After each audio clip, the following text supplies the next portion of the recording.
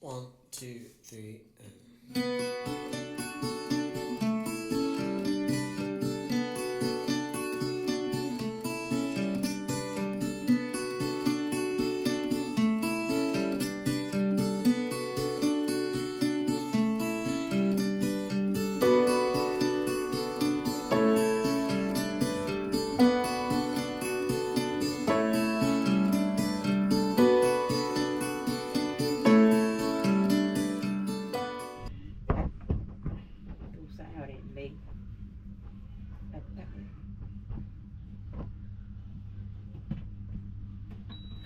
Ủa mấy nè comment đó mệt không đấy?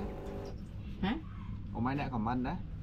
Anh á, còn vậy là anh để về tao á, thì tôi nó anh thế đó. Mà Anh thế đấy, thế là đâu phải. Cái hôm nó lại tung về câu thật gì á. tôi ao đi gà phải Ai em bên rồi. nhưng mà đó ăn mà đam đấy pro chất ha tập đám đó ăn bày buồn đám cho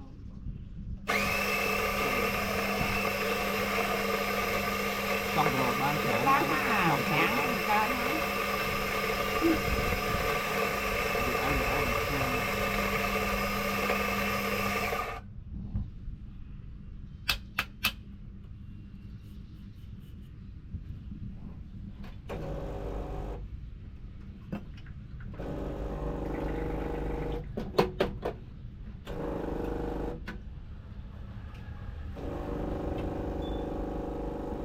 anh nó nắng cái nó nắng á đại cao á được nhập lại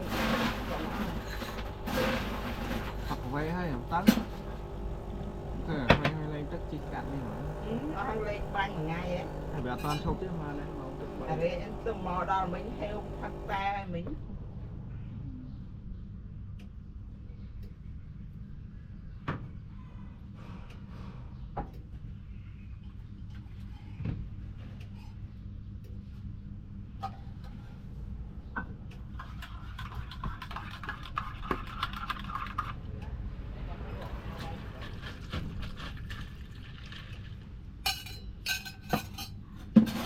bịt mưa rồi bạn ăn